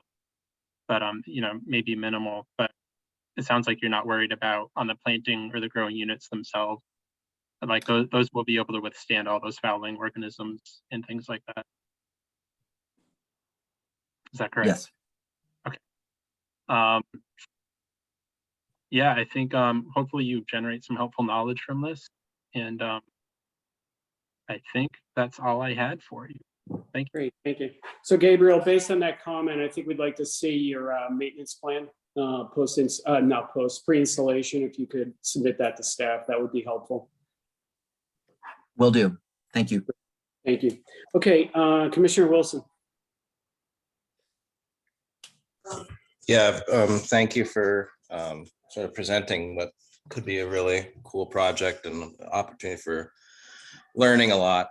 Just wanted to get a better understanding of sort of the root side and sort of what you might be expecting sort of for, there's the floating wetland that's visible from the surface, but also what the story is for the undersurface. Got it. The undersurface. Yeah, so Nick mentioned fouling, and while that is, those are kind of weeds, but they actually, with our scheme, increase the surface area. And so we welcome the fouling on the bottom of the units themselves. And what we've seen is the Charles River floating wetland, for example, the roots extend into the water column. But with our species that we've been using, we haven't seen that kind of root growth. So we don't anticipate roots actually growing into the water column for the plants, the emergent plants that are planted on the units themselves. But that's part of our monitoring, is to understand the bottoms of the units and how they behave in various, in the water conditions over the seasons. Okay, yeah, no, that's great. I'm curious to learn more about that and sort of what, sort of other microorganisms and other creatures that, might be harbor unique as opposed to, freshwater riverine. So I always like a good experiment. Thank you. Great, thank you. So Gabriel, that brings up something else. Are you going to be generating any literature or any reports on what you're seeing out there? Yeah, so our project is funded through the NSF's SBIR program. So we produce significant reports. So we'll have a full summary report as part of our final submission to that, which is due 6 months after the close of the grant. So actually approximately November 2025, when the expiration date of the 10A letter is. Would love to share that with you. Yeah. Also, a quick note on that is that this floating frame is a set of experiments that test the ecology of individual growing units that are part of our kind of broader idea for a coastal protection scheme that would involve many of these units. So we're not in this location testing any kind of wave damping properties or coastal protection properties. This is kind of really focusing on the ecological questions of the broader set of experiments around the idea of the Emerald Tutu for the kind of coastal remediation and protection infrastructure. Great. So, yeah. Thank you. Please put us on your mailing list. We appreciate it. Commissioner Richmond. Thank you. Is there any way that we could get information before 2025? Well, as Michael said, I'll put you on the mailing list, and we try to keep that pretty active and send out an update every few months. And so that is rich with photographs, and I hope that can serve as well. Please, because I think everybody has said the same thing. And so I don't want to take a lot of time saying it again. But, you know, this is something which is interesting. And if it works, and that's, you know, a big if, I think, it can provide the kind of protection that I think a lot of the areas that we have jurisdiction over might benefit from. So I think all of us are very curious about watching this. And is there a site where you are looking particularly on wave protection? Thanks for the question, and also thanks for the comment. We've been in some discussions with Massport, who has been a really amazing host and supporter of this project. And we're hoping to find a pilot site for a future experimental prototype network, which would be for the kind of coastal protection purpose of the full network. So I will be happy to correspond with the Conservation Commission as soon as we have a little bit of a better idea about where that is going to go. But we're talking with Massport about it, but I don't have anything to share just yet. And a quick response to your comment that I was just noticing in the prior presentation on Sergeant's Wharf that possibly a coastal protection solution offshore could prevent some storm damage, such as the collapse of existing historic seawalls. So excited to see if that's a possibility. Thank you very much. And I think that's exactly why everybody is very interested in what you're doing. Thank you for your presentation and good luck. Okay, Commissioner Herbst. No questions, thanks. Okay, thank you. Elena, any comments from the public?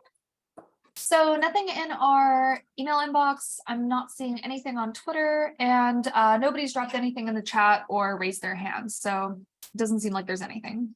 Okay, so with that, I would entertain a motion to close the hearing. So moved. Excuse me, Chair. We don't have a DEP file number for this item. Oh, right. So Gabriel, the import of that is until you have a file number, we cannot issue an order of conditions. I apologize for that. Where are you standing with that? DEP file number. Yeah, you would. So that's not included. So that's would be just a response to our submission to them saying we've received this. Yeah. I don't think we got a response, but okay, so I need to provide that to you to get the order of conditions filed. Yeah, unfortunately. Okay. So what that means is once you get it,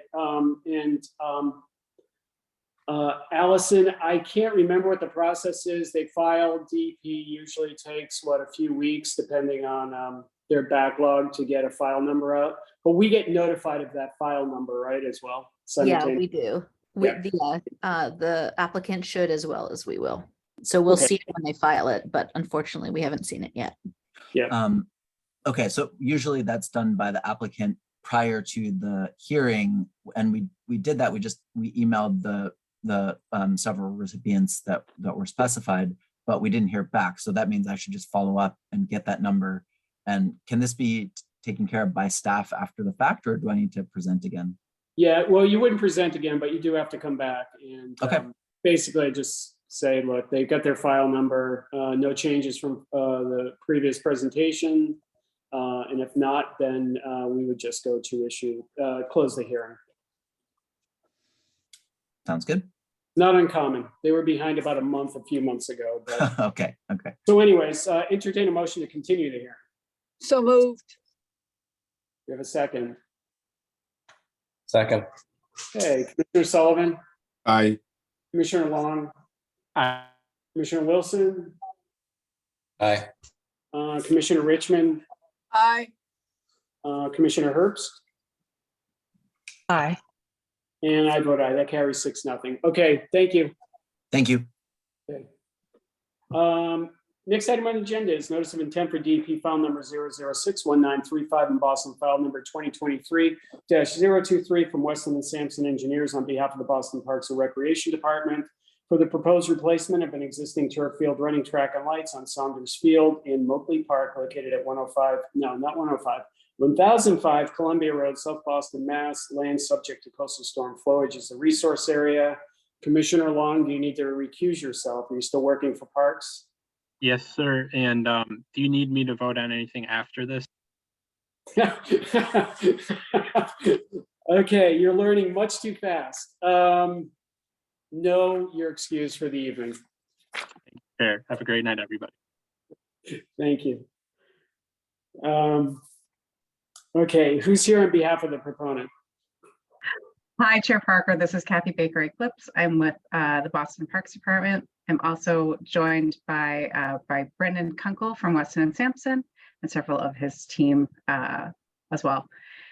So Saunders Field is in Moakley Park, which is a 60-acre park behind Carson Beach. Much of it is, Brandon's going to get into the details of it.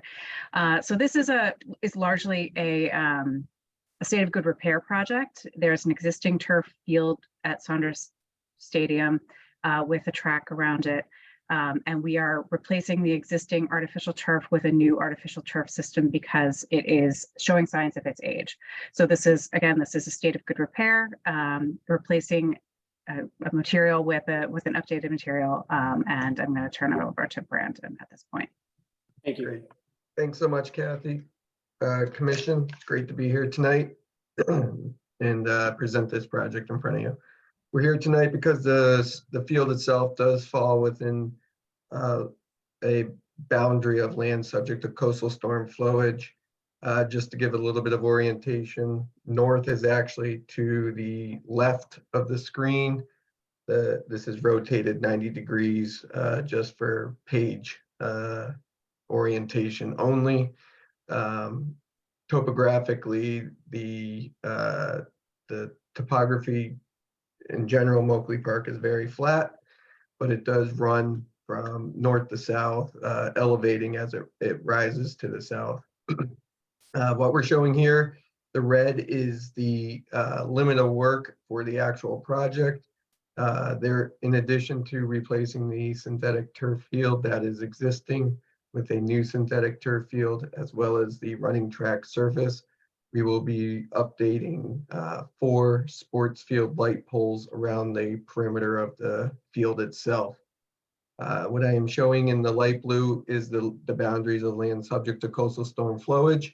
And what I am showing in green are the potential staging areas for materials and equipment during the repairs of the track, as well as access to and from the field. The lower left staging area is actually within a existing parking lot and goes out to the road from there. Next slide.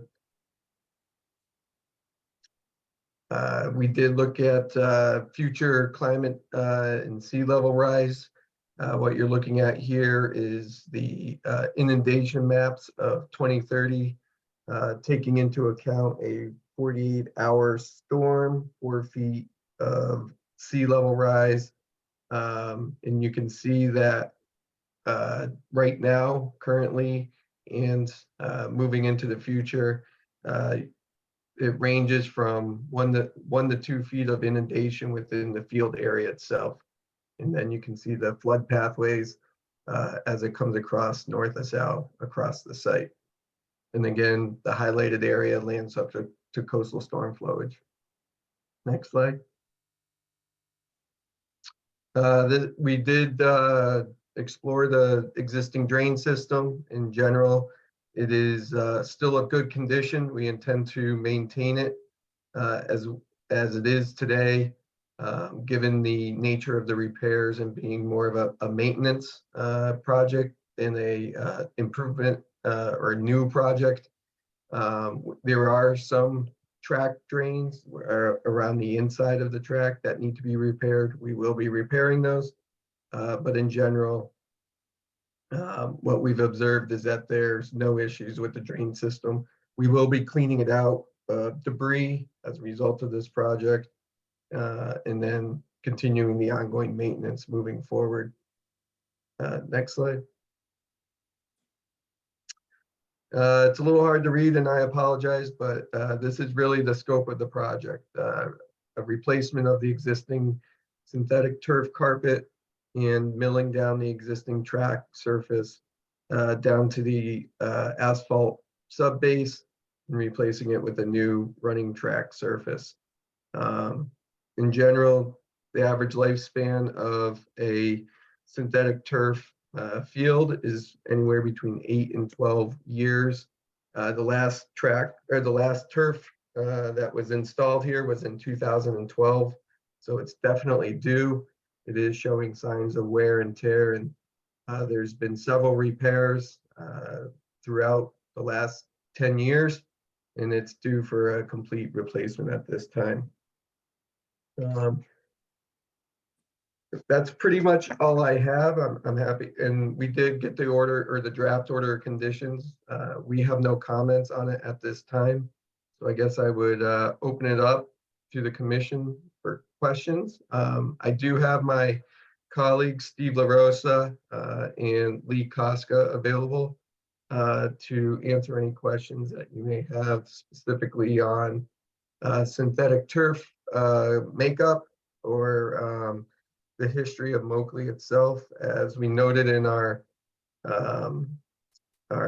narrative, that this is a MCP regulated site. The entire Moakley Park is. We don't anticipate dealing with much of the soils. The only soils we would be dealing with would be installing the new light pole foundations, which are essentially precast or pre-engineered precast concrete sonotubes, and it would be a 36-inch diameter auger, drills down, and then the new foundation is put back. So the actual amount of soil would be generating would be collected into a container and properly disposed of. But Lee is able to speak more to this specifics of that. We are aware we will have to do a RAM plan prior to actually commencing any work. Yeah, interesting. So you'll have to have an LSP on site to characterize the soils, I would imagine, right? Okay. Correct. If I can just add one thing Please. before we move to questions, I do want to just note that we are addressing the sea level inundation through a separate project related to the Moakley Vision Plan. We're going to be bringing phase 1 to the commission hopefully soon, probably within the next year before we start construction, which is anticipated to be in summer 25. Sorry, summer 24. So you will be seeing a lot more about how we're going to be addressing the sea level, the water inundation directly in Moakley Park into the community beyond as part of that project. But this is just the stadium, and to get it back online. It is an extremely heavily used field, which is why it is showing signs of aging so quickly. Great, thank you. That was going to be one of my questions. How far along are you in the design? Because Moakley will be a leading edge park for resiliency. Yeah, we're very excited about it. And it's not inexpensive either. Correct. It's almost as if you've had conversations with our budget office. Anyway, okay. Just want to remind members of the public to provide public comment. Please raise your hand or type in the chat via the application. Via the Zoom meeting platform. If you're calling in and cannot use the platform, you can raise your hand by pressing *9 and *6 to unmute yourself. Send your questions to staff via email at cc@boston.gov or via Twitter by tagging the Twitter handle. It's terrible. At Boston Enviro and using the hashtag CONCOM hearing. I thought I had that memorized. Okay, and Kathy, I think we'd be looking for the same special conditions that were applied to the Charlestown High. Yes. Field. Okay. So with that, Eleanor, do you have anything else? No, we've covered everything I had. Thank you. Good, thank you. Commissioner Sullivan? Are there any other utilities under that field, like electrical for the lights or small water lines that feed drinking water stations or anything? I think that the electrical lines kind of horseshoe around the field, and the drinking fountain is at the north end of the field. So I don't think there's anything that goes under the field itself. Brandon, correct me if I'm. That's correct, Kathy. And as part of the actual turf replacement, we are anticipating to potentially have to replace some of the subsurface drainage stone. Once the carpet is removed, we'll be doing additional infiltration tests to just confirm that we are getting the infiltration that we would want to see on the field from a performance issue, which is minimally 10 inches per hour. So that subsurface is really within 12 inches. We don't expect to have to go any deeper than 12 inches on any sort of excavations or utilities. All right, that's all I had. Great, thank you. Commissioner Wilson? Sorry. Yeah, the only question I had was, and I haven't asked it in a while with some of these artificial turf playing fields in the land subject to coastal storm flowage, but what's sort of the current guidance in terms of making sure that the field materials and as much as possible, if subject to storm surge, do stay anchored? I think you may be speaking to the infill specifically. That and just like the sort of plastic sheeting, right? That if it Sure. gets water The actual underneath it, it carpet. floats up and needs to be restored to its original configuration. Yep. The actual carpet itself is adhered to a concrete curb that runs the perimeter of the field. And then the actual infill also serves as a ballast system related to just keeping it in place, its weight, its volume. And it does require, any level of maintenance. And normally it's groomed on average. And we did submit a maintenance plan for the synthetic turf field specifically within our package. But depending on the level of use, how many hours it's getting used, it's usually 4 to 8 weeks in between grooming, which is basically reallocates the infill material where there's areas of heavy use, and also ensures that it doesn't migrate beyond the field limits itself. Okay. All right. Yeah, no, appreciate that. And, yeah, look forward to seeing the project. Thank you. Great, thank you. Commissioner Richmond? I don't have any questions. Thank you. Thank you. Commissioner Herbst? I hope I haven't missed a few beats here, but we've done several turf fields recently, then they came with many reassurances of no PFAS and cooler field type. And I didn't see that kind of information in this NOI. So I'm just curious whether these are in line with the kinds of fields that we have just approved recently. Go ahead, Kathy. Yeah, I was just going to say, this is the same detail, same design team, same detail as the Charlestown High School field that has just started construction. That has no PFAS in the, we specify that the carpet has to be tested once it comes off the factory before it is delivered to the site. Has to be tested to make sure that there's no PFAS evident in the actual carpet that we're going to be receiving, in addition to the specifications that there's no PFAS. And we do use our standard rubber sand mixture in the infill. So those are our standard details. So that might be different. It's the same as in Charlestown. Yeah, Commissioner Herbst, that was the import of why I asked about the special conditions for Charlestown High. Okay, so I probably did miss a beat or more than one. So is the Charlestown High field not cooler? I thought the significance. At Charlestown, we added shaded dugouts to address some of the cooling and added water drinking fountains. Yeah, no, I think I was thinking about Yeah. Morton Street, which maybe doesn't have rubber crumb. That's that is possible. That is not something that we have. Okay. I Because won't- we've standardized on, we have, as a system, we have 15 to 20 artificial turf fields. So we have one contract that Got it. is managing all of that. So it's much easier from us from an operational perspective to have one infill system at this point. I understand that. If we've approved one, it will no doubt approve another. I think we may have approved something perhaps some improvements in another location, but no questions for me further. Thanks. Thank you. Elena, anybody from the public raise their hand?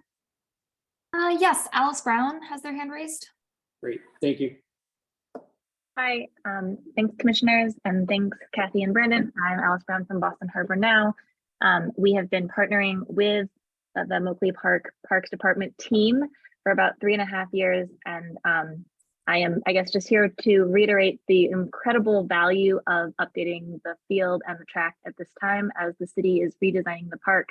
Part of our partnership with the Parks Department has been to demonstrate that it isn't just going to be fancy in the future for fancy future residents, but that it is improving constantly and consistently for the existing residents, which is why we work with the Parks Department on cleanups, and we're really, really excited to see this project move forward because we think it will reiterate the ongoing need to make improvements for existing residents who already use this track and field in great numbers and will continue to do so for these improvements. Thank you. Okay, great. Thank you, Alice. Anyone else, Elena? I don't see anybody else with their hand raised, and we also don't have anything in our inbox or on Twitter. Okay, great. So with that, I would entertain a motion to close the hearing with the addition of the special conditions that were issued for the Charlestown High Field. So moved. We have a second. Second. Commissioner Sullivan? Aye. Commissioner Wilson? Aye. Commissioner Richmond? Aye. Commissioner Herbst? Aye. And I vote aye. So that carries, what are we down to now? 5-0. Okay, thank you. Thank you. Okay, there's also been a number of continuances continued to the May 3rd hearing. It's notice of intent for DEP file number 0061772, Boston file number 2021-010. Also continued notice of intent for DEP file number 0061704 and Boston file number 2020-007, DEP file number 0061820 and Boston file number 2021-045, DEP file number 0061930 and Boston file number 2023-024, and a request for a determination of applicability regarding the property at 2 Starling, 34 and 36 Willette Street in West Roxbury. The commission will now begin its regular meeting. Elena, are both of these COCs continued?